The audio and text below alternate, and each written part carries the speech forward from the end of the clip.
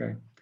Então, boa noite, sejam bem-vindos a mais um evento inserido no Veganário Fest 2020 e se calhar começo por explicar um pouco o porquê desta palestra, uma palestra se calhar um pouco diferente daquelas que têm acontecido e tem a ver com os efeitos colaterais do contínuo avanço da nossa civilização, não é? Nós temos conquistado terras para vários fins, entre os quais se destacam a produção extensiva de animais para consumo humano, temos a produção em larga escala de alimentos para animais em regime de produção intensiva, e tudo isto tem destruído habitats, tem conduzido muitas espécies autóctones locais, não é, à beira da extinção, ou ao confinamento em espaços selvagens de dimensão reduzida. Não é? Isto é um outro tipo de crueldade para com os animais, que também é necessário considerar no veganismo, na nossa existência. E depois, no domingo, termos até conhecido 2 santuários animais, não é, que acolhem animais resgatados num regime de espaços delimitados com assistência continuada, não é, humana. Ontem tivemos uma reflexão sobre vários aspectos da ética animal, entre os quais se falou sobre qual seria o nível aceitável da intervenção humana no contacto com populações de animais selvagens. E então hoje nada melhor do que conhecer um projeto nacional com uma filosofia de renaturalização, ou seja, regeneração de ecossistemas em larga escala, que permita à vida selvagem prosperar com o mínimo de intervenção humana. E se nós pensarmos bem, na verdade, todos os animais são animais selvagens, mesmo aqueles que nós chamamos domésticos ou que estão neste momento nas nossas cadeias de consumo, que nós não vemos como animais selvagens, todos eles são animais selvagens, se libertos e permitidos a viver da forma como escolham viver. Então, para fazer esta apresentação deste projeto fantástico que eu tive conhecimento e quando vi, quis trazer e todo o grupo do Veganário achou que era, adequava-se perfeitamente e fazia todo o sentido. Tenho aqui o Pedro Prata, que é um apaixonado pela natureza, mestre em Biologia na Universidade de Lisboa, mestre em Ecologia e Evolução na Universidade de Amsterdão, onde conduziu investigações sobre recuperação de recifes de coral, e esteve ainda envolvido em diferentes projetos no Brasil e nos Estados Unidos, representando aqui e atualmente a iniciativa Rewilding em Portugal, que está a desenvolver este projeto que abrange toda a bacia do Rio Coa. E Pedro, obrigado por estares aqui. Obrigado, Nuno, pela apresentação e queria já desde já agradecer-te a ti e toda a equipa do Veganário pelo convite que nos foi endereçado para vir aqui apresentar o nosso trabalho.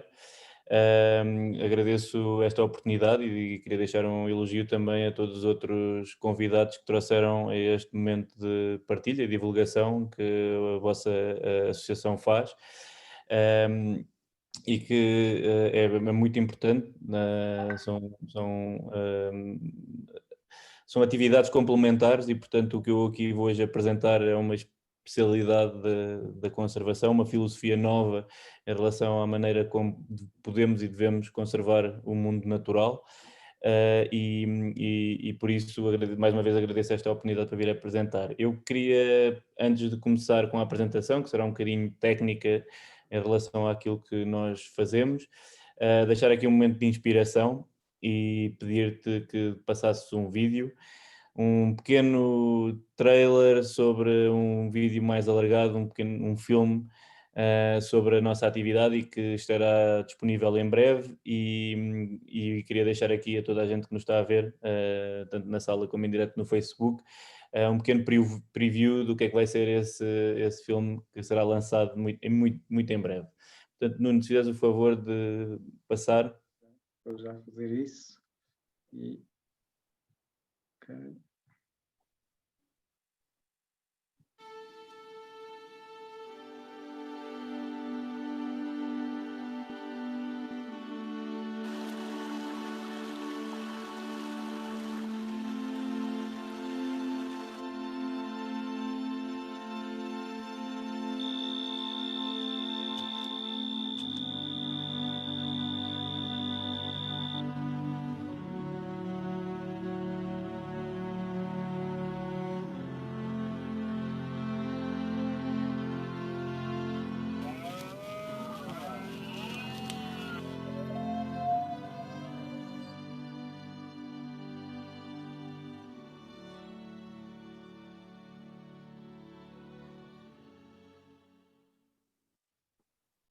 Uau, são imagens de Portugal, do teu projeto, é isso? Do vosso projeto? São tudo imagens nacionais captadas aqui na zona de projeto, está a ser ainda trabalhado o filme, mas que dá uma boa visão do que é a riqueza, a diversidade e a importância de todas e qualquer uma destas formas de vida e da maneira como elas se interligam entre si. E por isso estejam atentos com o lançamento do filme em breve, que será, espero eu, tão ou mais inspirador do que este pequeno trailer. Então, Pedro, passo-te a palavra, faz a tua apresentação, depois falaremos um pouco no fim, tá bom? Ok, obrigado. Então vou partilhar o meu ecrã para fazer a apresentação.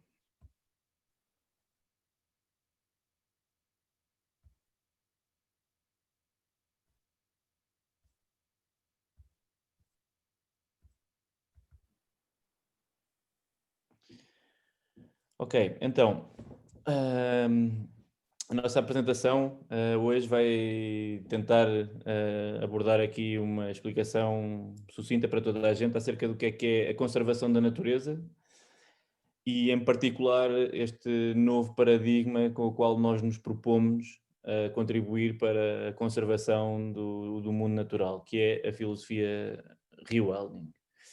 E, portanto, primeiro, Rewilding Portugal é uma associação criada muito recentemente, em janeiro de 2019, demos início às nossas atividades.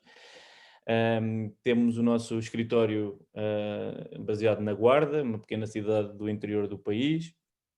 Trabalhamos numa parceria muito estreita com outras iniciativas de rewilding na Europa, através da network da Rewilding Europe, e somos o parceiro local para a área do Grande Vale do Coa.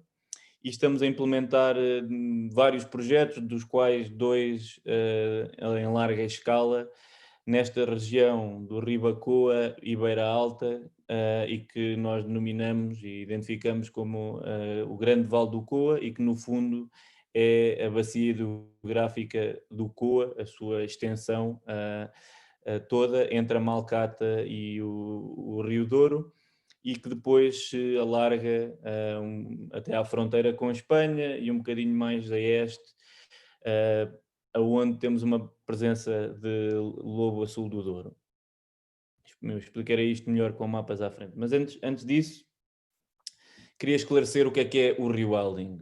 O rewilding é uma palavra relativamente nova, que começou a ser usada com mais frequência na última década, digamos, e no fundo é uma forma de conservação da natureza que em tudo já estava descrita de uma maneira mais genérica através do que é o restauro de ecossistemas, mas que tem uma atitude nova, inovadora, mais progressista ao tentar esse restauro ecológico através do restabelecimento de cadeias tróficas completas que permitam processos naturais e serviços de ecossistema tenham o papel preponderante na regeneração dos próprios territórios, das paisagens e das ligações entre toda essa biodiversidade.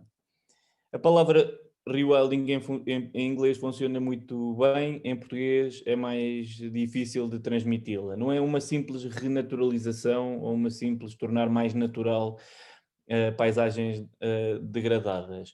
A raiz portuguesa tem na sua raiz a palavra selvagem, e que na raiz latina é o silvas, ou aquela natureza indomável.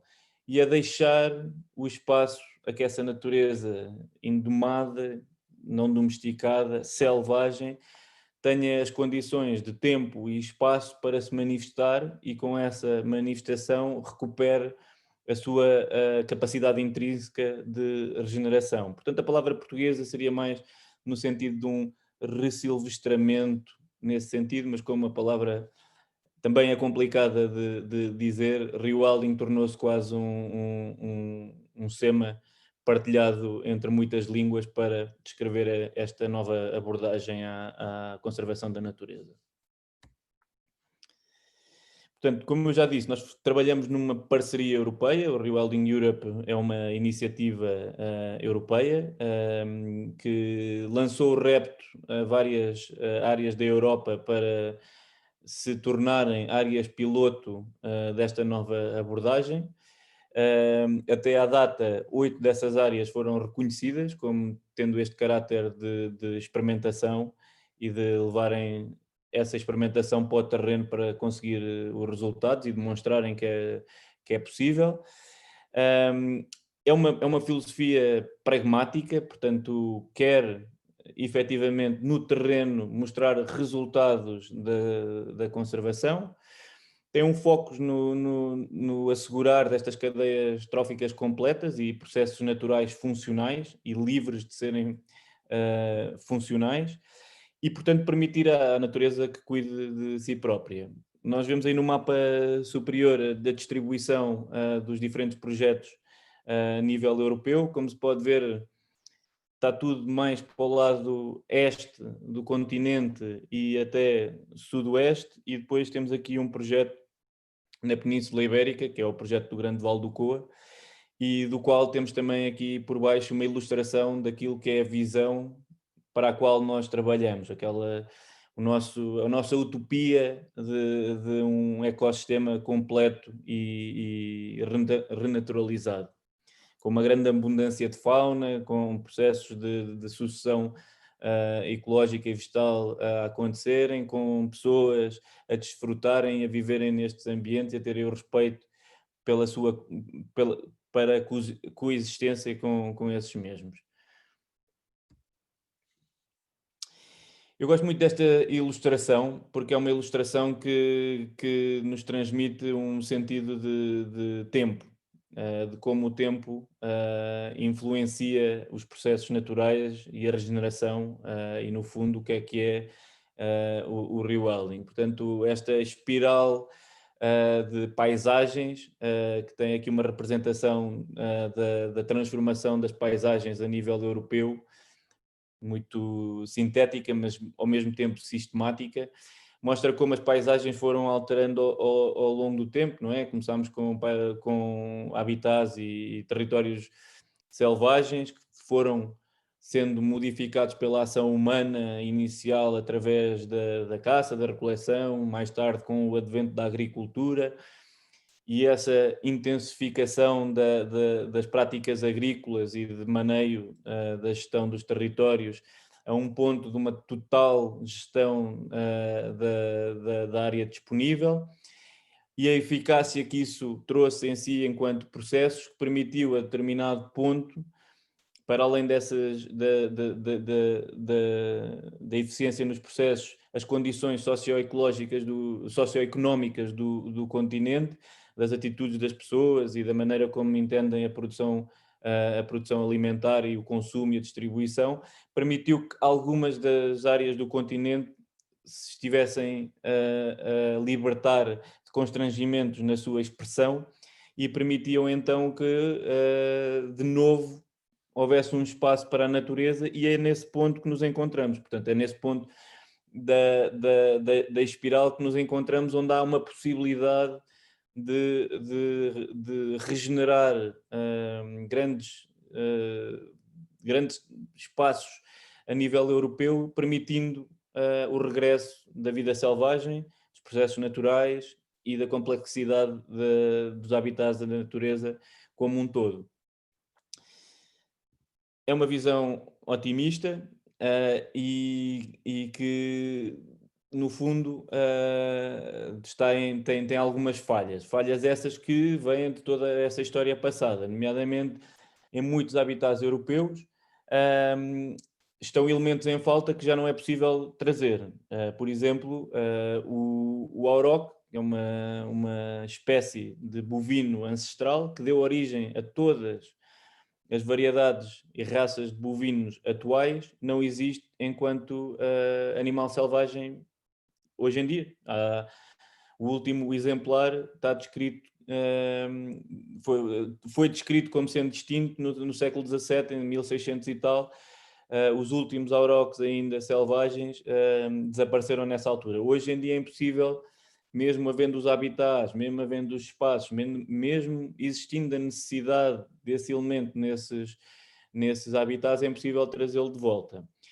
Porque com esse a espécie e muitas outras, há processos como a herbivoria que estão em falta e é preciso restaurar esses processos para que os ecossistemas e as cadeias tróficas que eu falava no início estejam completos. Aí no diagrama do lado direito temos o que é um processo de sucessão natural com e sem a influência de grandes herbívoros.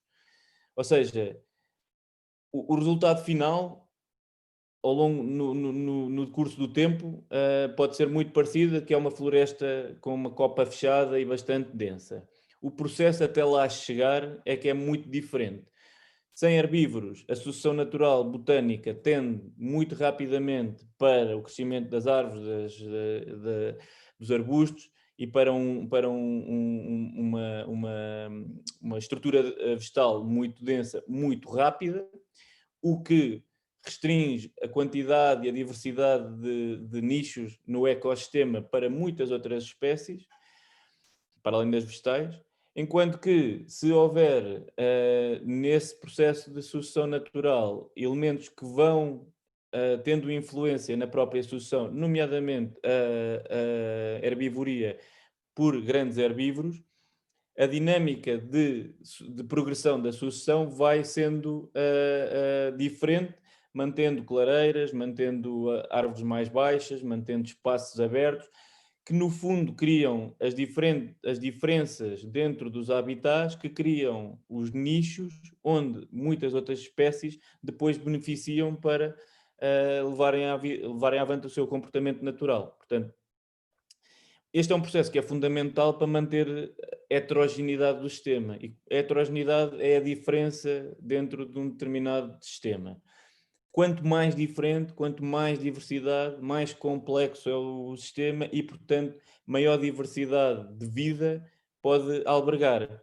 Por exemplo, neste diagrama, mais uma vez nesta ilustração, em que vemos um grande herbívoro que neste momento é um descendente do primitivo auroch, mas que, dado o espaço e a oportunidade para ele se manifestar no ambiente natural, muito rapidamente adquire comportamentos do tipo selvagem, que era aquilo que estavas a falar no início, Nuno, que gado bovino, que neste momento está a ser criado para fins de consumo, dada a oportunidade num espaço natural para manifestar os seus comportamentos, muito rapidamente adquire esses mesmos comportamentos que eram os comportamentos do seu ancestral selvagem.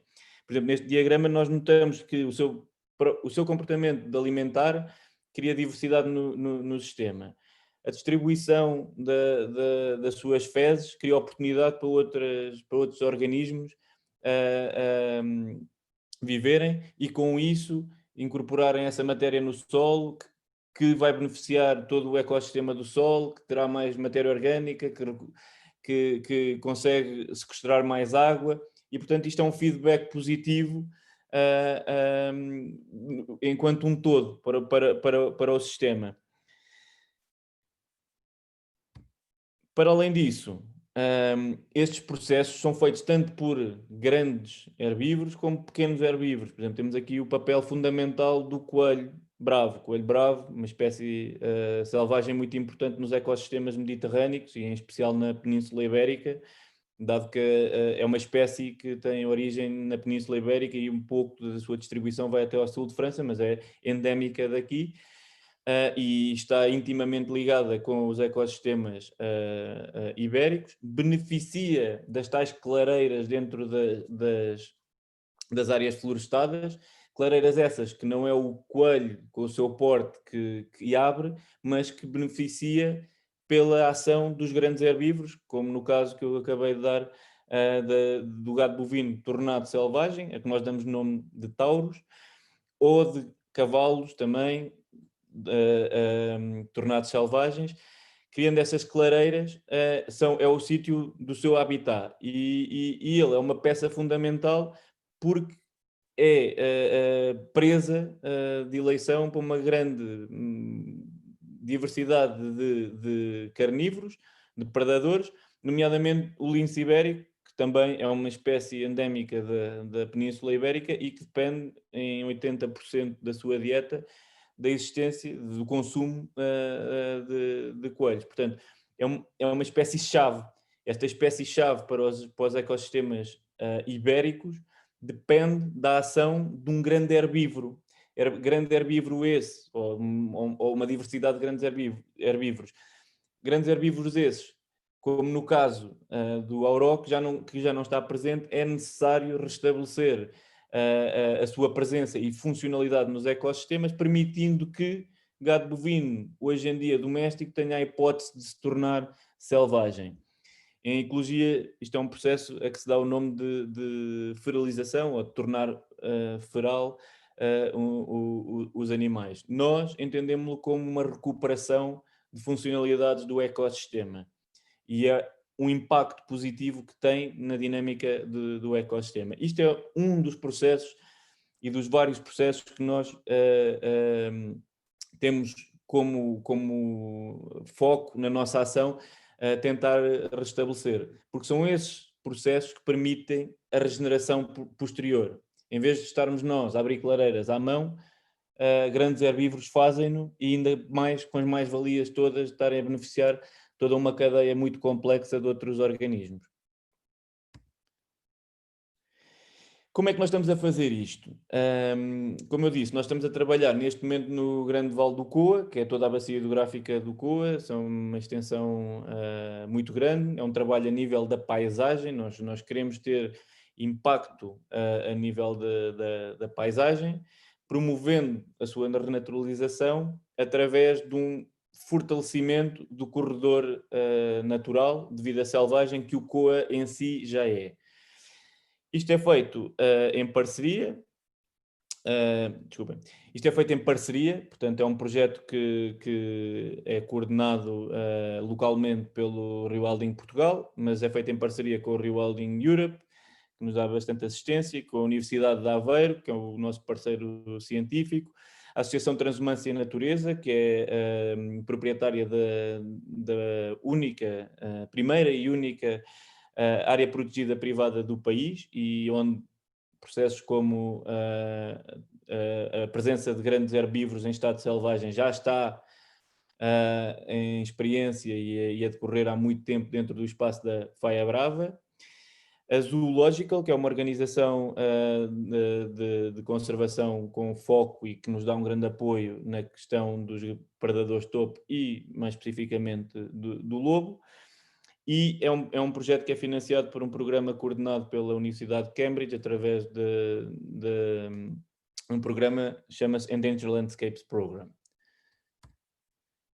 Portanto, o Vale do Coa, como eu disse, é toda a bacia hidrográfica do Coa. O Coa é bastante longo, tem mais de 200 km de extensão. A área que está aqui representada pela linha laranja, que é basicamente a bacia hidrográfica, e vocês podem ver tanto o Coa como alguns dos seus principais afluentes, é uma área muito extensa, são mais de 300 mil hectares, portanto é uma área extensa, tem muita diversidade de paisagens, nasce na Serra da Malcata a mais de 1000 metros de altitude e depois desagua no Rio Douro a uma altitude de 150 metros, mais ou menos, ou seja, relativamente um desnível bastante grande, passa por muitas altitudes e com isso uma diversidade grande de habitats. Para além disso também há diferentes solos, portanto há aqui toda uma componente de orografia do território que torna o Vale do Coa um território muito diverso e, portanto, uma grande concentração de diferentes habitats. E é nesse encontro de habitats, nessas linhas de fronteira, em que a biodiversidade tende a ser mais alta. E, portanto, num espaço que é grande, mas relativamente até é bastante pequeno, temos uma diversidade imensa de espécies, habitats e de processos naturais em curso que precisam de um pequeno empurrão para se tornarem ainda mais eficientes. E é esse o nosso trabalho. Como já disse, queremos promover este corredor, ligando diferentes áreas da rede Natura, que são áreas classificadas já pelos seus valores naturais, que estão aqui identificadas a verde. Portanto, como podem ver, o Coa e os seus afluentes unem aqui várias áreas da rede Natura, tanto do lado português como espanhol. É feita em parceria e a ideia é reforçar este corredor pelas medidas de rewilding que nos propomos e com isso criar uma nova oportunidade de futuro para as populações que cá vivem ou que queiram viver, promovendo uma cultura, uma economia à base da natural, que respeite e que seja benéfica para o mundo natural, fortalecendo uma cultura que já por si é muito rica, pelo seu património, e dar um sentimento e com isso reforçar um sentimento de identidade e de orgulho sobre a qualidade dos territórios onde estas pessoas vivem, que para além de todo o património cultural e arqueológico, é também um património natural muito importante. Algumas das ações-chave que nós temos neste projeto. Temos a compra de propriedades ao longo do COA, criando ilhas interligadas entre si, onde vamos atuar mais intensamente dentro dessas ilhas, com o objetivo de que, reforçando a qualidade dos habitats e das espécies aí presentes nessas ilhas, sirvam como ilhas irradiadoras da biodiversidade para todo o corredor e criando essas áreas de santuário ao longo do COA que estejam relativamente próximas entre si, também fortalecer a dinâmica do fluxo das espécies selvagens ao longo do corredor. Promover o estudo científico sobre as vantagens do pastoreio extensivo com herbívoros em regime semi-selvagem, portanto aquele processo de devolver as funções dos grandes herbívoros aos seus habitats, portanto a renaturalização destes animais e estudar, aprofundar o conhecimento sobre o impacto que essas medidas têm sobre os ecossistemas, tanto a nível da composição vegetal, de impacto sobre as comunidades de insetos, impacto na qualidade do solo, tanto da sua composição e biodiversidade, portanto, perceber mais aprofundadamente como é que está a ser o benefício para os ecossistemas por uma ação de renaturalização dos grandes herbívoros. Promover a adoção da prática que já é legal da deposição de cadáveres, portanto isto aqui tem a ver com a criação de gado que existe no território e que na criação há sempre animais que morrem, seja naturalmente, por doença, diversas, e que neste momento têm que ser retirados do campo. E isso implica que haja menos disponibilidade alimentar para as grandes aves necrófagas, nomeadamente abutres, diferentes espécies de abutres que usam aqui o território, vivem neste território para nidificar e para viver, e a não disponibilidade dificulta-lhes essa sobrevivência. Portanto, promover uma maior acessibilidade a fontes de alimentação que sejam cada vez mais naturalizadas também é um dos objetivos do projeto. A criação de planos de gestão para as espécies presa do lobo, sem o lobo como predador de topo, alimenta-se também de espécies selvagens e que são também as espécies que o setor da caça procura para caçar. Portanto, aqui é uma colaboração com esse setor no sentido de haver uma gestão mais apropriada das suas práticas para que não haja falta de presas para o grande predador presente nestes habitats, que é o lobo. E, finalmente, o estudo da viabilidade de uma nova figura legal que promova uma melhor proteção dos valores naturais e culturais do Grande Vale do Coa e que aumente o nível de proteção já existente, portanto que se torne uma ferramenta mais eficaz na proteção de todos estes valores a nível do COA. Portanto, o que o projeto vai fazer é uma procura da melhor forma de aumentar a classificação deste espaço e assim promover uma melhor conservação dos seus valores naturais e culturais e propor isso às autoridades competentes, neste caso o Estado português, para adotar uma forma de proteção mais eficaz deste espaço. Esta é uma ação que nós vemos como transversal tanto ao projeto como ao território, e é uma ação que procura aproximar as comunidades, as pessoas, tanto as que cá vivem como as que nos visitam, ao sentido estético do que é o mundo selvagem. E, portanto, estamos a propor fazer um festival, que damos o nome de COA, Corredor das Artes, que no fundo celebra uma herança cultural que o Val do Coa já tem. O Val do Coa também é conhecido pelo seu parque arqueológico, esse que tem mais de 1000 sítios com gravuras rupestres. Como se pode ver aí na fotografia de cima, é uma gravura numa rocha, a céu aberto, de várias formas animais, incluindo essa mais evidente e destacada, que é um cavalo.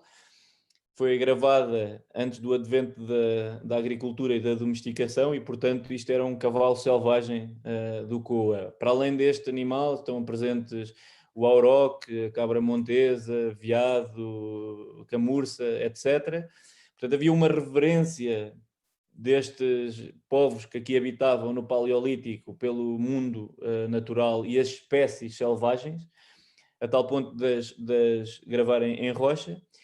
E com esta proposta, o que nós queremos é recuperar um bocadinho esta tradição de expressão artística na paisagem, dando um contributo estético à paisagem e criando uma ligação forte entre as comunidades que assim celebram e que assim usufruem da arte com o contexto onde ela está representada, que é um contexto natural. Portanto, esse festival é para ser ao longo de todo o Val do Coa.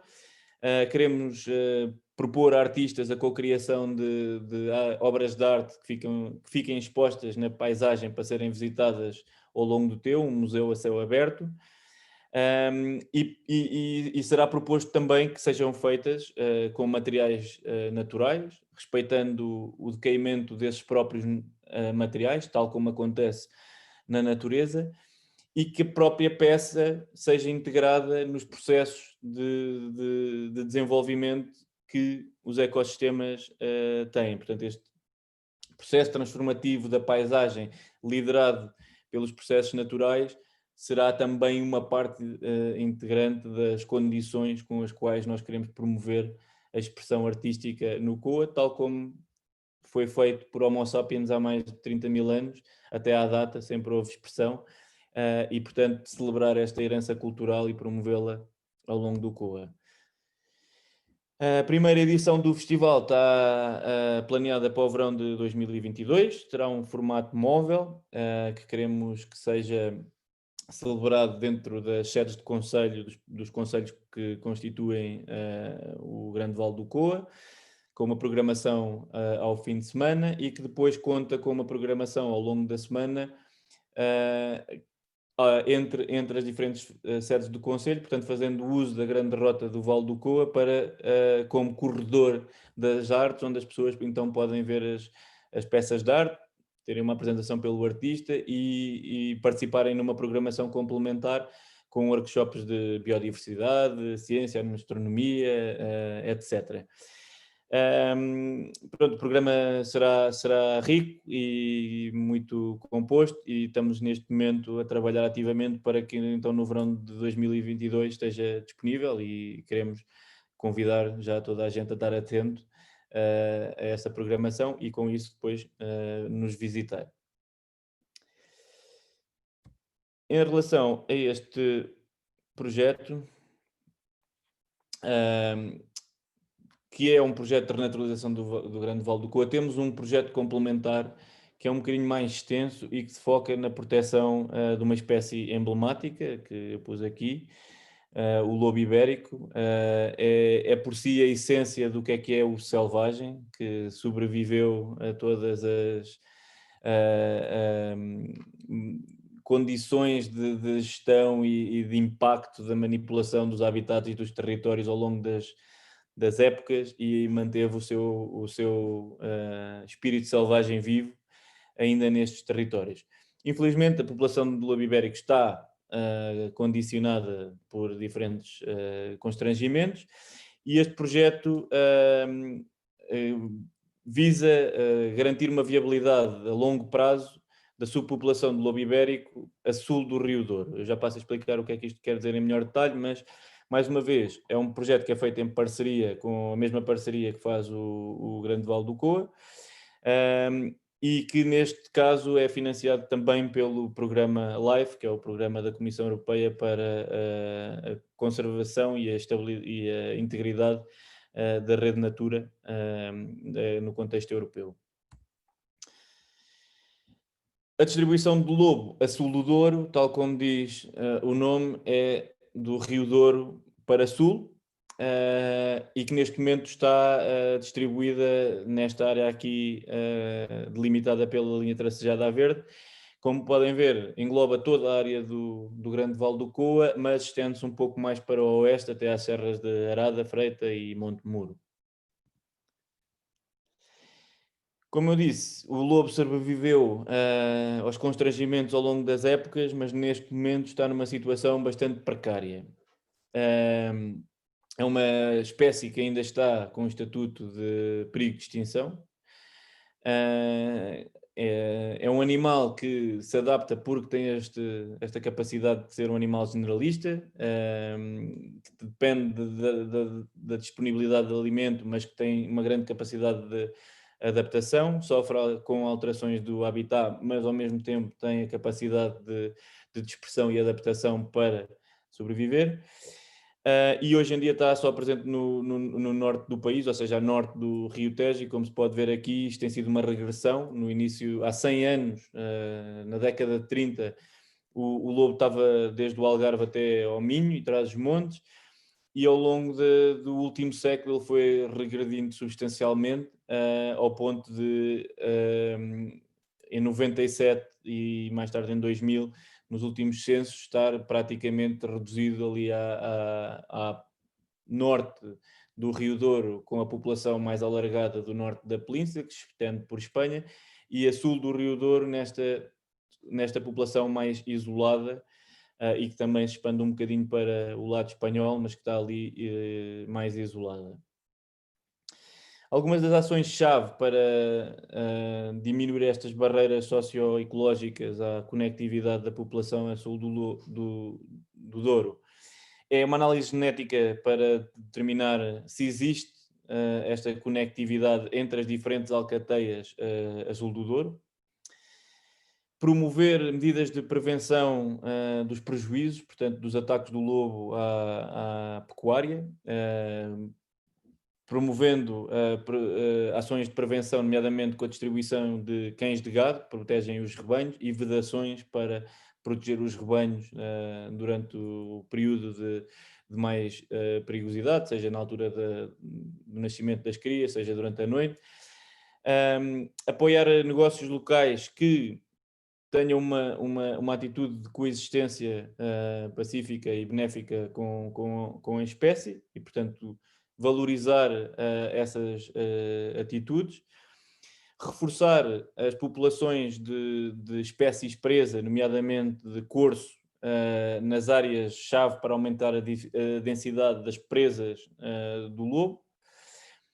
E estabelecer uma equipa de vigilância que diminua ou pelo menos seja um detrator de ações que têm grandes impactos na população de lobo e também no resto das espécies selvagens e dos habitats, nomeadamente o furtivismo, ou seja, a caça ilegal, o uso de venenos e incêndios rurais que têm grande impacto nos habitats.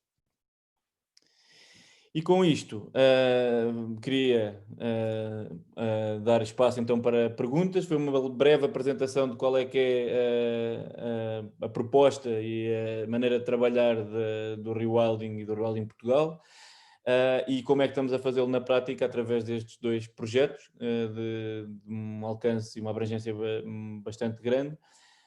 E, portanto, agradeço-vos a vossa atenção e a oportunidade de estar aqui a apresentar o nosso trabalho, e estou disponível, e agora gostava de ouvir também algum feedback e algumas perguntas da vossa parte. Pedia-te, Pedro, para parares de partilhar o ecrã, Exatamente, é isso que eu vou fazer. para colocar. Para voltar aqui Ok. E à tela. só aqui alterar a visualização para nos ver lado a lado. Primeiro vou fazer eco de algumas perguntas que estão a surgir aqui no sistema de perguntas e respostas do Zoom. A tua apresentação foi muito completa e atravessou, ou seja, tanta coisa que está a acontecer e realmente há muitas perguntas. Eu próprio tenho aqui várias perguntas aqui para acomodar. Claro. Vamos tentar fazer aqui uma fusão. Eu vou aqui usar o sistema de votação, em que há uma pergunta que por acaso também pensei neste sentido, que é se esta filosofia de rewilding, ou seja, há muita polémica na questão de acabar com a tourada e o que é que acontece em termos económicos às pessoas, aos ganadeiros, às pessoas que dependem das touradas, e se o rewilding poderia ser um aliado para dar uma solução viável a todas as partes, ou seja, no fundo, aqueles terrenos podem ser, se calhar, regenerados, os animais podem ser silvestrados ou ferados, tornados ferais, mas achas que é uma filosofia que pode ser uma solução para esta questão polémica da nossa sociedade hoje em dia? Pode ser uma solução para diferentes tipos de atividade pecuária. Portanto, a pecuária, que é a criação de gado, e nomeadamente do gado bovino, seja para que fins for, seja para alimentação, para touradas, com a redução do consumo de carne, com a redução do interesse nas touradas, é expectável que também esses setores se sintam numa situação em que não sabem o que fazer. O rewilding, sim, traz aqui um bocadinho a solução de permitir que os espaços que antigamente eram usados para a criação de gado sejam dispostos à renaturalização e à sucessão ecológica para estados mais naturais. Os animais que tinham sido criados com um fim económico e que não têm esse fim, estão disponíveis para se silvestrar e recuperarem as suas funções originais dentro desses ecossistemas, e com isso, ou seja, com o combinar da recuperação dos habitats, das populações de animais selvagens, alguns que têm que ser feitos por proxies, nomeadamente por gado bovino ou equestre tornado selvagem, criar a qualidade de ecossistemas mais resilientes e por serem mais resilientes e mais complexos, também têm a capacidade de ser mais fortes na sua resistência perante alterações climáticas, que também são um resultado de muitas das atividades humanas. Portanto, aqui, mais uma vez, é um feedback positivo. A natureza, os ecossistemas, a ecologia, funciona muito por reforço positivo, por feedback positivo. Este é só mais um caso. Esse asilvestramento está estudado, ou seja, todas essas espécies que falaste, estamos a falar de cavalos, de vacas, de porcos, de ovelhas, cabras, está estudado que todos eles têm a capacidade de se tornar ferais rapidamente? Não está estudado ao ponto de eu conseguir aqui afirmar que todas se tornam ferais automaticamente. O que nós sabemos é que, da experiência com que já temos aqui no território, nas outras áreas da Europa, em alguns casos particulares em que isso aconteceu, as raças dos diferentes gados mais ancestrais, com mais características ancestrais, têm maior facilidade. Isso é normal, não é? Estão mais próximas do que é o seu tipo selvagem, portanto é mais fácil recuperar.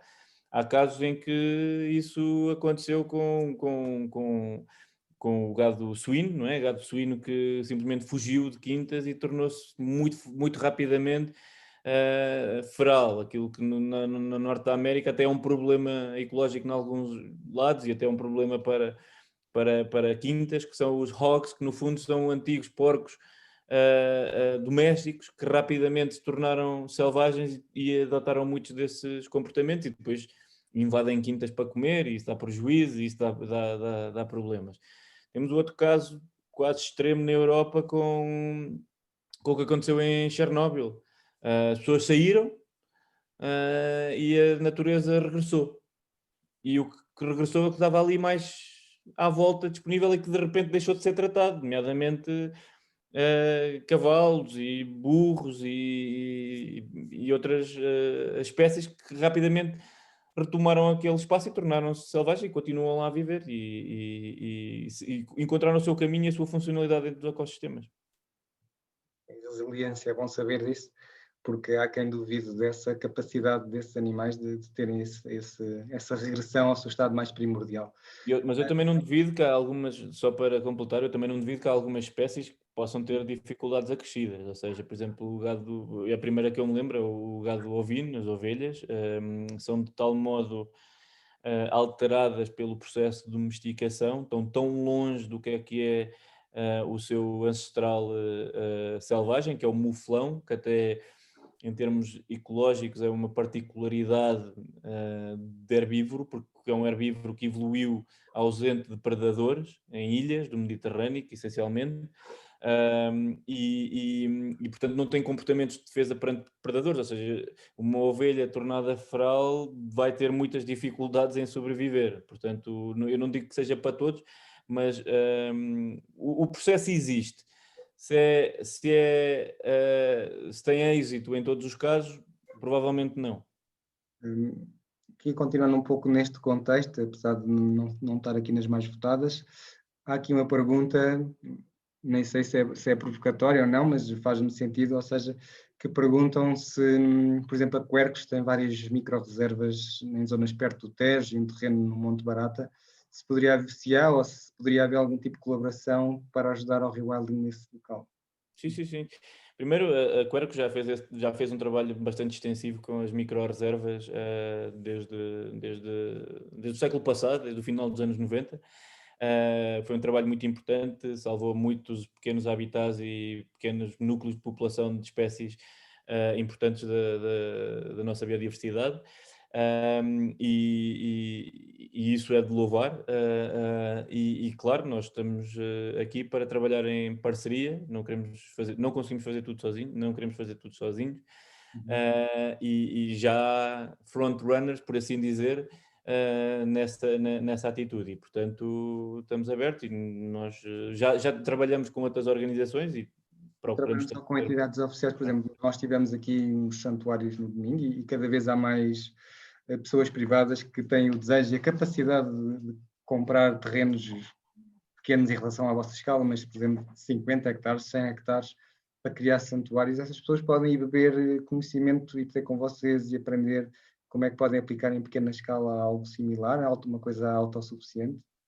Podem sempre entrar em contato connosco e fazer questões e já estamos habituados a que o façam. E dentro das nossas possibilidades e conhecimento tentaremos sempre dar o apoio possível. E o rewilding não é uma questão de escala, não é uma questão de grandes paisagens. Claro que grandes paisagens permitem processos mais complexos e mais alargados de renaturalização, mas a renaturalização acontece em qualquer lado, qualquer quintal abandonado passa automaticamente a renaturalizar-se. O que é importante é saber em que medida ou em que direção é que essa renaturalização é útil e apropriada para albergar o máximo de biodiversidade possível. Portanto, se deixarmos um simples espaço a silvestrar-se, mas que já começa à partida com uma grande ocupação de espécies invasoras, o processo de renaturalização provavelmente não vai ter um efeito muito grande ou bom, no sentido em que vamos estar a dar espaço para as invasoras se expandirem, não é? Se começarmos do início, eliminando as invasoras, promovendo as nativas, criando maior diversidade, pronto, esses são os tipos de aconselhamento que a gente pode dar e damos esse aconselhamento sempre que possível e dentro daquilo que temos capacidade de conhecimento para dar, mas isso podem sempre entrar em contato. Bom saber, espero que haja quem tenha interesse e até aproveite, acho que é bastante interessante. Depois há aqui umas perguntas que são muito no mesmo sentido, que é em termos de envolvimento com a comunidade, ou seja, estão a pedir algum mais detalhe como é que há um envolvimento com a comunidade e até como é que vão fazer a dinamização, se é que vão a dinamização da economia na área, ou seja, também é uma transformação comunitária e económica, é só baseado na natureza, como é que se processa? Sim. Então, várias coisas do foro social que nós começámos logo a trabalhar desde o início. Uma primeira coisa foi uma auscultação social para saber qual é que é a perspectiva das pessoas que aqui vivem em relação a estes fenómenos de renaturalização, de grandes predadores, de regresso da vida selvagem, expectativas em relação ao futuro, quais é que é o conhecimento e o impacto que as ameaças têm sobre a vida delas, que seja os fogos, seja o furtivismo. Pronto. Houve uma auscultação social na área toda para perceber essas questões. E isso depois informou algumas das ações que a gente já está a levar a cabo, nomeadamente sessões informativas, apoio na adoção de algumas práticas de prevenção dos prejuízos, melhoras na relação com algumas autoridades que têm autoridade sobre estas questões, o ICNF, a DGAV, a ABAP, etc. Damos esse feedback. A par desta auscultação social, que era mesmo uma auscultação da perspectiva social sobre os projetos, fizemos também uma análise socioeconómica, ou seja, também entender qual é que é o tecido económico, quais é que são as suas bases de sustentação, quais é que são as fragilidades, quais é que são as perspectivas de crescimento, onde é que estão as dificuldades de melhoria dos processos, as sinergias, etc., que são necessárias. Portanto, esse trabalho base também já foi executado e isso deu muita informação, mais uma vez, para as seguintes ações do projeto. E essas seguintes ações do projeto foi começar então a promover ideias de diferentes negócios, ou diferentes sinergias, ou de novas formas de fazer negócio que beneficiem, por um lado, a coexistência e a relação com a natureza e, ao mesmo tempo, sejam economicamente viáveis e que deem sustento à atividade económica das populações aqui.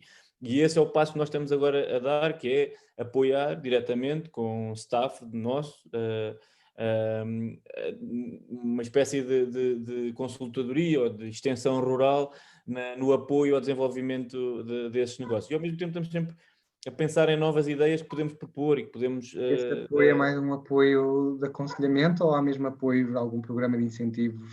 Sim, é um apoio de aconselhamento nosso e que também está acoplado com um apoio financeiro, ou seja, mesmo um sistema de crédito mais fácil de aceder, com melhores condições do que o crédito que existe na banca, nos bancos, e que é um apoio financeiro especificamente desenhado para apoiar este tipo de negócios. Portanto, que tem as suas condições, o seu foco em ajudar. Portanto, para além do aconselhamento técnico, nós também temos a possibilidade, que é promovida, que é da responsabilidade do Rewilding Europe, é um instrumento financeiro do Rewilding Europe, mas ao qual nós temos acesso, porque fazemos parte da parceria, o Rewilding também é parte da parceria, e que podemos facilmente pôr as pessoas em contacto, e já fizemos alguns apoios desse tipo para diferentes atividades económicas, e que fomos nós que mediámos e que veio no seguimento daquela primeiro estudo de base, conhecer as pessoas, desenvolver as ideias, procurar o financiamento, ver a viabilidade e pronto, e vai avançando. Nós estamos ainda, isto ainda está a andar. Sim. Nesse sentido, pronto, vocês estão a medir a receptividade das comunidades e está aqui uma pergunta que toca aqui num ponto que também é um ponto, sobretudo para veganos, e vem logo à cabeça, que é, ok, então, mas a gestão sinergética é necessário para o processo ou é uma concessão com a comunidade para haver uma aceitação mais fácil? Ou seja, onde é que entra aí a caça no processo? Se é necessário o ecossistema para ter equilíbrio, realmente haver esse controle populacional através da caça, ou que predadores seria necessário introduzir para algum tipo de presas que possam crescer de forma descontrolada sem a sua existência? Não sei como é que vocês gerem isso. Sim, é Tal assim, da caça no poder, por exemplo, é a basicamente. caça, a caça está presente em todo lado. Ou seja, nós neste território já nos defrontamos com a existência da atividade de caça organizada por todo lado. O que nós procuramos na colaboração com esse setor é, por um lado, termos uma colaboração no sentido de criar condições para que haja áreas de refúgio, áreas onde não há caça, comportamentos na gestão, e quando eu falo na gestão é comportamentos na monitorização, em saberem o estado das espécies que são caçadas, qual é que é a evolução dessas populações, quanta caça ou quanto impacto de caça é que isso vai ter nessas mesmas populações, e trabalhar com o setor da caça no sentido de receber dados e informar melhores opções. E este tem sido o trabalho, ou seja, procurar uma colaboração para criar zonas onde a caça não atua e, portanto, dá o espaço para estas zonas de santuário da vida selvagem, e ao mesmo tempo onde atua que o faça dentro de um quadro de conhecimento que pelo menos o seu impacto não seja demasiado e não seja preocupante. E que com mais conhecimento, com mais respeito, com mais capacidade de trabalhar em conjunto, se afaste outros tipos de caça muito mais impactantes, nomeadamente a caça desregulada, o furtivismo, o ilegal, o uso de armadilhas, o uso de laços. Ou seja, manter a caça, e isto é o que nós designamos como gestão, manter a caça num modelo de gestão em que o seu impacto, pelo menos, não seja verificável a nível de É oscilações mais das uma gestão da populações. relação com a comunidade, ou seja, Sim, só o porque a projeto em si comunidade. não seria necessário para manter o equilíbrio. É isso do que eu Sim, estou a sim, perceber. Ok. como é óbvio. E, por exemplo, uma parte da pergunta que estava aí, que era se havia algum predador que fosse preciso introduzir para alguma espécie presa que tivesse descontrolada. Neste momento, a maioria das espécies presas encontram-se num estado deficitário, ou seja, há pouco, não há suficiente até para os presentes, predadores que já estão presentes. Existe uma grande discussão a nível nacional acerca de uma questão da caça, que é a densidade e a prevalência das populações de javali, que está fora de controle, são muitos, já faz muito impacto, há acidentes de viação, etc. É preciso aumentar a caça. É preciso que a população de javali esteja a Deve-se. ser estabilizada de um modo natural pela presença do seu predador, e o seu predador é o lobo, mas o lobo sozinho ou numa alcateia pequena não caça javalis. O lobo, para ter uma cultura, um comportamento de caça que se alimente de javali, tem que ter uma alcateia bem organizada, estável, sem sofrer distúrbios por parte de ações humanas, e que com isso se foque naquilo que são as suas presas naturais, que é o javali, é o corso, é o veado, e assim é que se controla.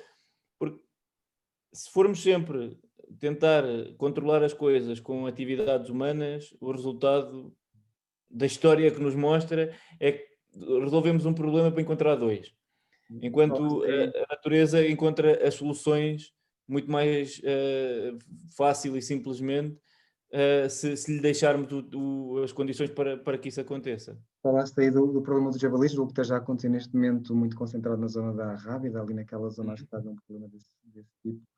E vocês estão lá em cima no norte, que foi para onde o lobo foi, digamos que, empurrado. Exato. Há expansão do projeto, ou seja, no vosso roadmap há uma expansão para fora do Vale do Coa, ainda estão muito contidos ali? Como é que está essa visão do Nós, futuro? nós neste momento estamos a iniciar o projeto, quer dizer, o projeto são 5 anos, estamos no final do segundo ano e estamos dedicados a executar este projeto no Vale do Coa. Como é óbvio, nós somos uma organização de âmbito nacional, nós chamamos Rio Alding Portugal. Portanto, temos uma visão nacional e até de cooperação ibérica e até de cooperação europeia. No futuro, sim, haverá a possibilidade de expandirmos a nossa ação sempre que haja condições e oportunidade para outras zonas do país, onde eu pessoalmente acho que há uma grande diversidade de paisagens e oportunidades para que processos de renaturalização aconteçam em muitas áreas do país. Portanto, está na nossa visão, a médio e longo prazo, expandirmos a nossa atividade. Neste momento, também está na nossa visão, a curto prazo, focarmos-nos na execução de um bom trabalho no Val do Coa. E falaste que tens um projeto há 5 anos. Nesses 5 anos, quais é que são as vossas metas? Ou seja, como é que vais medir o sucesso? Já vais em 2 anos, é quase a metade. Uhum. Imagino para um projeto desta magnitude, 5 anos, seja pouquíssimo. Ou É seja, pouquíssimo. o que é que querem ter garantido nos 5 anos para talvez garantir a continuidade, não é? Uhum. Sim, é pouquíssimo, não é? Estes processos naturais não se coadunam com as condições que normalmente o financiamento destes projetos tem. Portanto, 5 anos, que é o máximo do tempo do financiamento, é insuficiente para uma visão mais alargada. Independentemente disso, são as condições com as quais nós nos comprometemos e, portanto, há objetivos que nos queremos propor a alcançar. Nomeadamente, a nível do Grande Vale do Coa, queremos ter as áreas de ilha funcionais, com promoção da biodiversidade dentro dessas ilhas e que depois irradie. Queremos notar o corredor do Coa como um corredor mais fluido para a vida selvagem. Queremos promover esta questão cultural e de conhecimento e de identidade das comunidades sobre o seu próprio património natural. Queremos reforçar uma rede de agentes económicos que respeita e que tem orgulho neste contexto natural. E queremos propor uma nova forma de estatuto de conservação para esta área. Pronto, no fim, estes são um bocado os deliverables que nós queremos ter. Além disso, queremos ter mais animais asilvestrados, mais gado bovino tornado tauros, mais cavalos tornados tarpã, mais densidade de presas silvestres, mais presença de grandes predadores, melhores condições de alimentação para as aves necrófagas e que com isso tenham melhores produtividades em termos reprodutivos. De alguma maneira começar também o trabalho a nível mais específico com as comunidades vegetais, com as populações de invertebrados, insetos, de coelho, etc. Para ter um melhor conhecimento, ter mais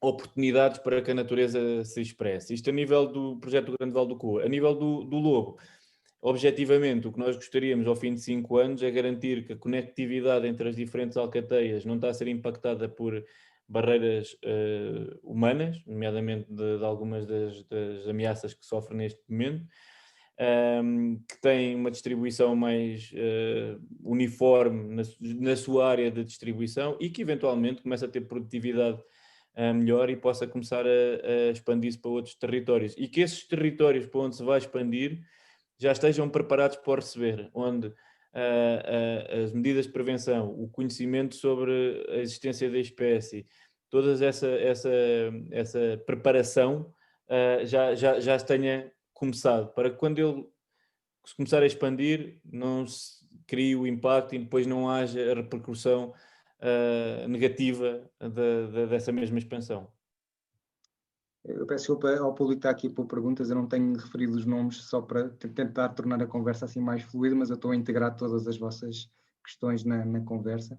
Tenho aqui uma, agora vou só dizer o nome porque é realmente bastante objetiva, do Francisco Leal, que eu vou se calhar aqui fazer uma fusão até com algo que foi falado ontem no debate de ética animal, onde se tentava falar um pouco sobre qual é que deve ser o limite da intervenção humana, ou seja, nos animais selvagens ou na vida selvagem. Uhum.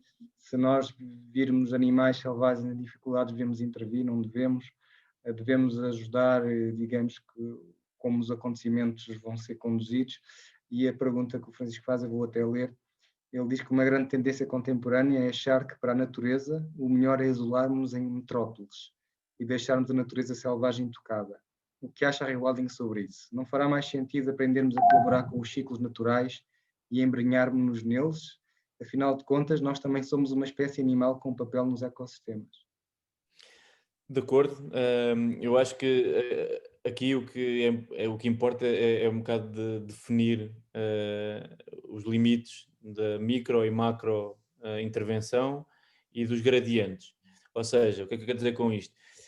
Micro e macro intervenção, ou seja, até que ponto é que o ser humano deve intervir no bem-estar ou na existência de um certo animal. Se nós estamos a individualizar esta relação, torna-se um bocadinho uma relação pessoal entre o humano e o animal. Se nós olharmos um pouco mais de uma macro intervenção, então aí eu diria que o humano deve intervir só no estritamente necessário e que as populações animais devem ter o seu espaço e condições para se reproduzir e viver, no fundo.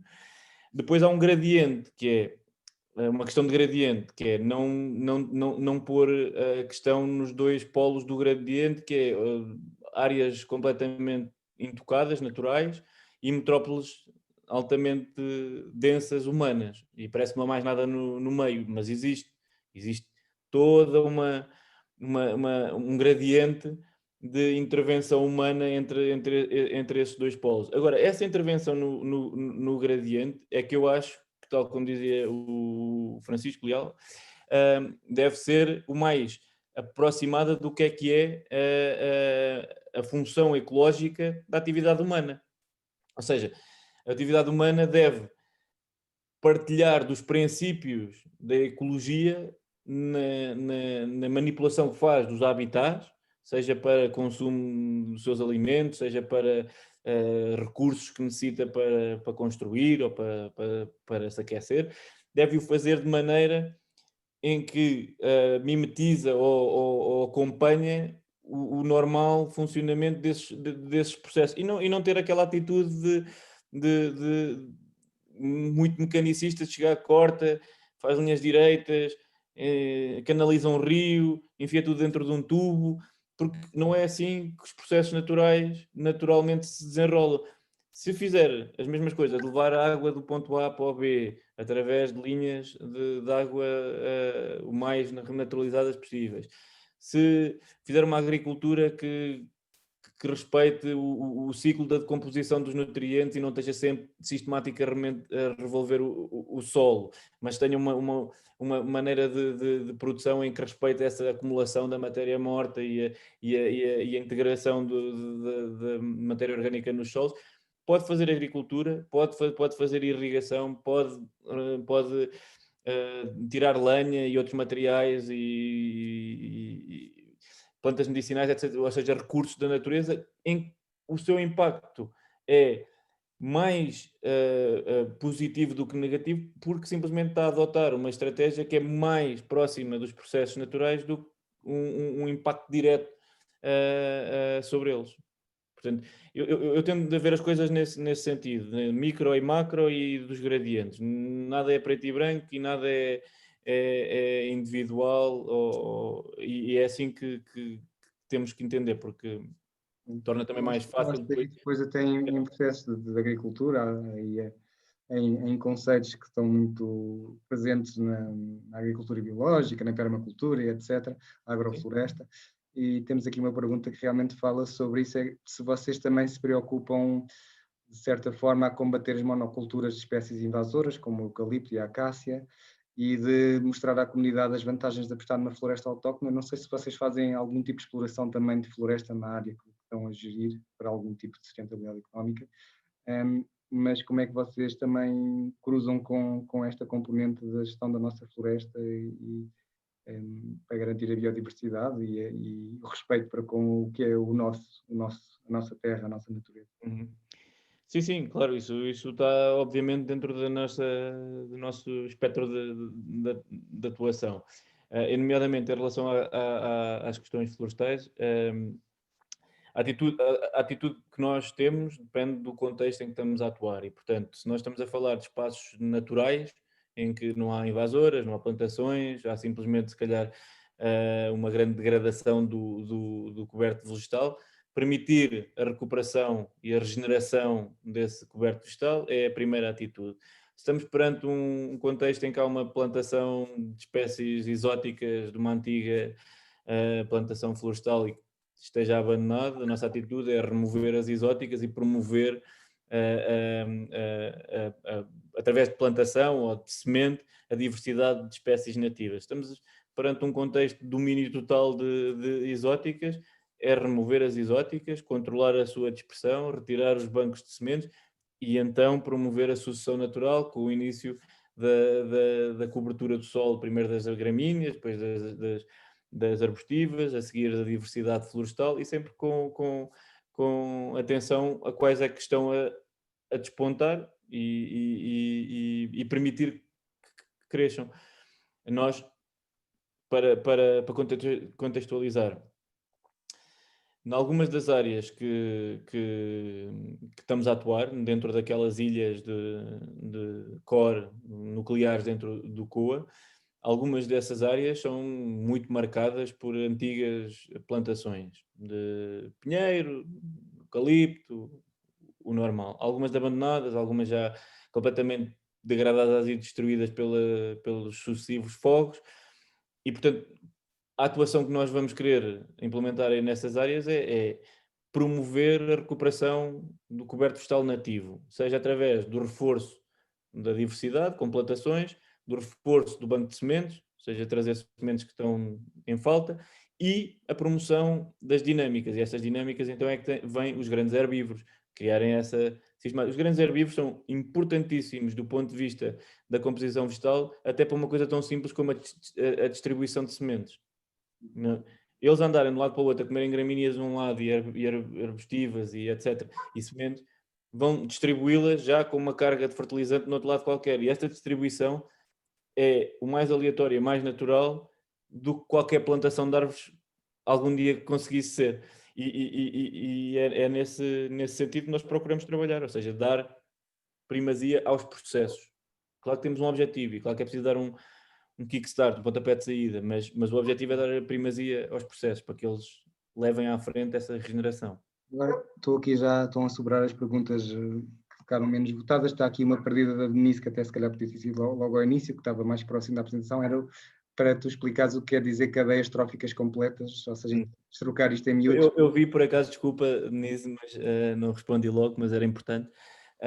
Sim, uma cadeia trófica completa é um conceito da ecologia, portanto nós, biólogos e pessoal mais ligado a isto, é muito simples, mas no fundo o que é que quer dizer? São todas as interações entre os diferentes organismos, espécies animais e vegetais. Uma cadeia trófica simples, por exemplo, seria a erva, é comida pelo coelho, que depois é comido pelo lince. Isto é uma cadeia trófica completa. Tens o substrato, que é o substrato arbustivo, tens o herbívoro e tens o carnívoro. Claro que eles são muito mais complexos do que isto.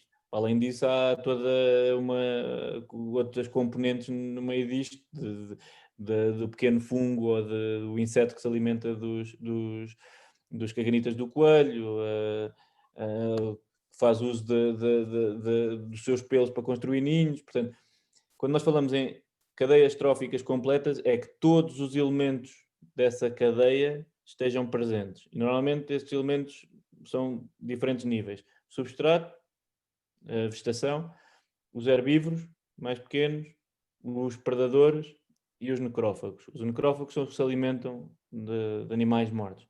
E este é que é o ciclo. Alimentam-se de animais mortos, é o devolver dos nutrientes ao ciclo. Quando nós falamos em cadeias tróficas completas é isto, é ter a maior complexidade de todos estes níveis. E tenho aqui uma pergunta da Sónia Ferreira, que me pergunta se a questão dos animais ferais não é problemática com cães e gatos, e seria todos, já vou fomentar esta via, ou seja, se não deveria-se apostar-se apenas nas espécies verdadeiramente selvagens. Ou seja, o que é que os cães e os gatos têm aqui no meio de todo este processo? O que é que... Os cães e os gatos, quando asilvestrados, são um problema grave, porque, primeiro, são predadores que consomem uma grande diversidade de outros animais, pequenos mamíferos, répteis, pequenos pássaros, etc. Portanto, há uma pressão muito grande destes animais. E segundo, eles não precisam de ser tornados ferais para que as suas funções existam no ecossistema. Já existem. O gato bravo é o ancestral do gato doméstico. Existe na nossa fauna, na nossa natureza. está bastante ameaçada até por hibridização com os gatos domésticos. Portanto, está-se a perder o tipo selvagem porque há muitos gatos domésticos a hibridizar com gatos selvagens. O cão é a mesma coisa. Nós não precisamos de um cão selvagem, já o temos, é o lobo. Portanto, mais uma vez, processos de hibridização são perigosos. E mais uma vez, o lobo tem um comportamento selvagem, que sempre teve, tem aquelas características próprias do seu comportamento. O cão, quando se torna selvagem, não adquire o mesmo tipo de comportamento como o lobo, próprio do lobo. E não é necessário porque ele já lá está. Ou seja, as funções do ecossistema já lá estão. Portanto, controlar animais asilvestrados, cães e gatos, é também uma das preocupações. O que nós não queremos é ter processo de abandono de cães e gatos ou reproduções descontroladas de cães e gatos que depois se espalhem para a natureza. Isso acontece muito à volta dos subúrbios urbanos, aqui na região nem tanto, felizmente, mas sim, é um problema ecológico em qualquer parte do mundo. Tenho aqui uma pergunta, julgo que é quase um pedido de ajuda, mas se puderes já, porque não, integrar aqui, que é, temos aqui a Sara Crespo a perguntar se como é que se podem proteger as galinhas dos predadores sem ser fechadas num galinheiro? Saca-rabos, ginetes, raposas, ou se tem que ser mesmo fechadas? Na natureza, como é que as galinhas se protegem já agora? Se calhar As existem... galinhas são uma espécie que originalmente é do Sudoeste Asiático, portanto as galinhas no Sudoeste Asiático evoluíram com um tipo de predadores que não são os que nós temos aqui. Além disso, são uma espécie altamente domesticada, portanto já perderam muito dos comportamentos da galinha silvestre. Do que eu conheço da galinha, elas tendem a viver em núcleos familiares, portanto, os bandos de galinhas, e o comportamento que adquirem para se protegerem dos predadores durante a noite é ficarem em poleiros, em árvores altas. Coisa que as galinhas domésticas já não tendem a ficar a dormir no sol, por baixo de qualquer coisa, o que torna-as muito vulneráveis a qualquer predador. Portanto, primeiro, elas não são uma espécie ou um grupo animal do nosso bioma, e segundo, estão a enfrentar predadores com os quais nunca evoluíram e, portanto, mesmo que houvesse comportamentos ancestrais, provavelmente teriam dificuldades a sobreviver a uma geneta, por exemplo, porque uma galinha pendurada no cima de uma árvore é um alvo demasiado fácil para uma geneta que trepa árvores super facilmente. Ok, Sara. Para terminar, para não passarmos da hora assim muito, já não há muitas perguntas aqui. Eu sei que quando nós falámos, tu disseste que na tua equipa tinhas alguns veganos na equipa, e uma curiosidade que me suscita é se realmente sentes que no mundo da biologia está a haver alguma corrente de emergência do veganismo e como é que vocês veem, já que vocês são os defensores acérrimos da natureza e algumas das questões que os veganos defendem para justificar o seu veganismo é exatamente diminuir ao máximo a diminuição da biodiversidade, do impacto ambiental, e se é uma coisa que começa a entrar digamos que na consciência, na preocupação dos biólogos, aquilo que fazem com aquilo que defendem, se está alinhado, se não está, como é que vocês estás a ver Sim, esse... sim, é verdade. Na nossa equipa há veganos, há vegetarianos e também há alguns flexitarianos que são basicamente vegetarianos durante muito tempo e em algumas situações sociais consomem produtos animais. São praticamente metade na nossa equipa.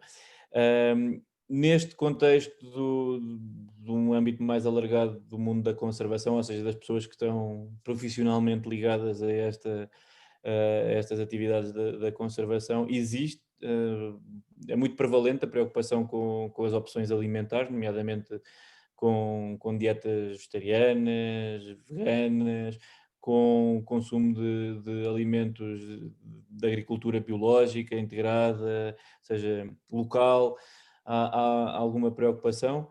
Eu não diria que seja uma coisa de biólogos, porque biólogos são muito diversos, há muitas aplicações da biologia, mas dentro das áreas da ecologia, ou seja, do estudo dos espaços naturais e das relações naturais, sim que diria que há uma prevalência grande e há uma prevalência crescente, ou seja, pelo que me parece, há uma prevalência crescente.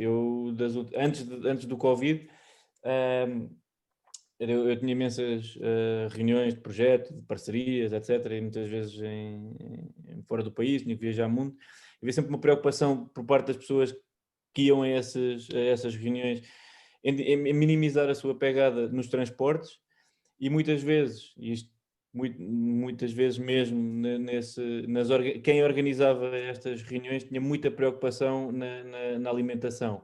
Então, para ser mais fácil, era vegetariano para toda a gente, era biológico para toda a gente e assim toda a gente fica contente e quem não é também não tem problema nenhum e portanto há essa preocupação, não estamos completamente desligados do resto das tendências sociais e portanto é o que acontece. Depois tenho aqui duas questões, deixei para o fim porque são mais de finalização de conversa, até que temos aqui muita gente a querer saber o que é que podem fazer para ajudar o projeto, para vos ajudar, o que é que pode ser feito.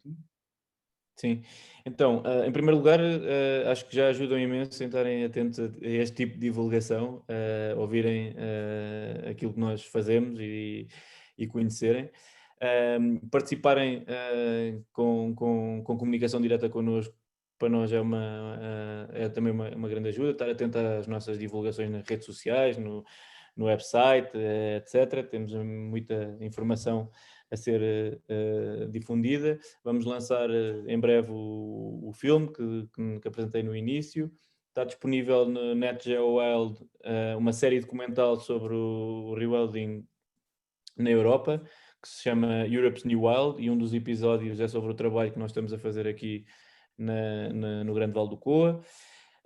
E depois envolver-se, nós no site temos lá uma secção que diz o que fazer para ajudar, envolver-se, disponibilizarem a vossa atenção, disponibilizarem algum tempo se quiserem participar em algumas das atividades, seja de conhecimento, seja de voluntariado que vamos preparar, a apoiar-nos materialmente ou financeiramente em alguma questão que venha a ser necessário, estarem disponíveis dentro das vossas possibilidades. Nós agradecemos toda a ajuda que nos puderem dar. E o mais fácil é estarem atentos à comunicação que a gente vai fazendo. Okay. E outra questão que também surge aqui com bastantes votos é estudantes do último ano de medicina veterinária ou de biologia, ou seja, alguém que esteja na vossa área, se há algum estágio na vossa área ou regime de voluntariado para participar no projeto. Sim, não só connosco, mas com toda a parceria do Rewilding Europe, nós recebemos centenas ou milhares de propostas de estágios, investigações, etc.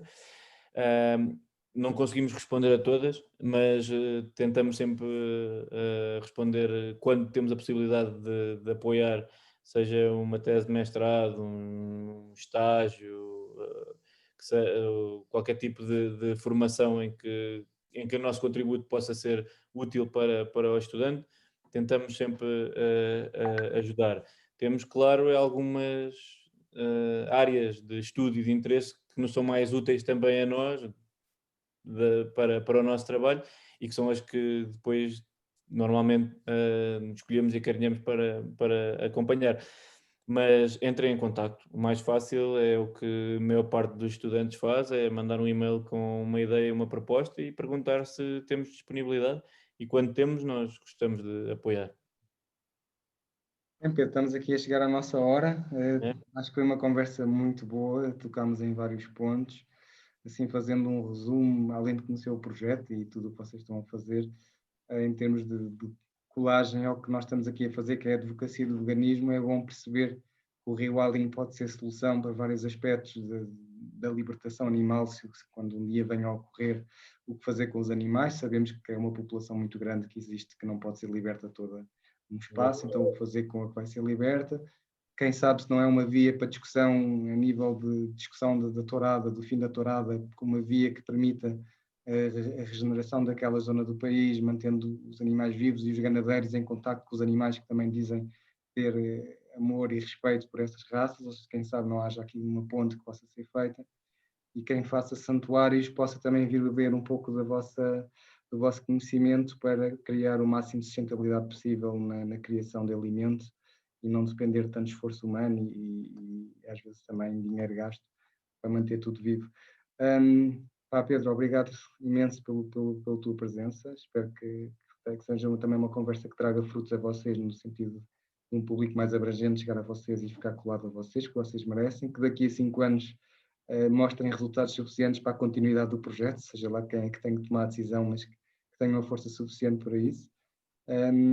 Também fica aberta ali uma oportunidade de negócios relacionados com a natureza, porque aquela zona, pelos vistos, vai ser bastante revitalizada e quem esteja à procura do que fazer na vida, se calhar tem uma oportunidade interessante com os apoios especiais que o Pedro falou.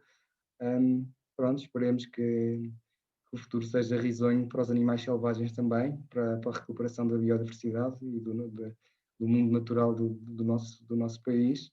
E vou-me despedir aqui, vou deixar aqui só ao público o lembrete que amanhã vamos continuar com estas sessões noturnas. Às 9 horas teremos uma conversa, a visão do veganismo pela sociedade, com um painel que mistura altos representantes do ativismo e da advocacia do vegetarianismo e do veganismo do Brasil e de Lisboa. Agora não, ia dizer os nomes todos de repente, mas não tenho os nomes todos na cabeça, por isso não vou dizer, que é para não falhar nenhum, mais vale isso do que falhar algum.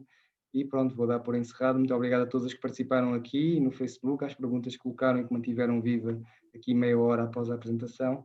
Foram perguntas bastante pertinentes e cá estaremos amanhã. Tá bom? Obrigadíssimo. Veganário Fest, um festival em sua casa. Obrigado. Então.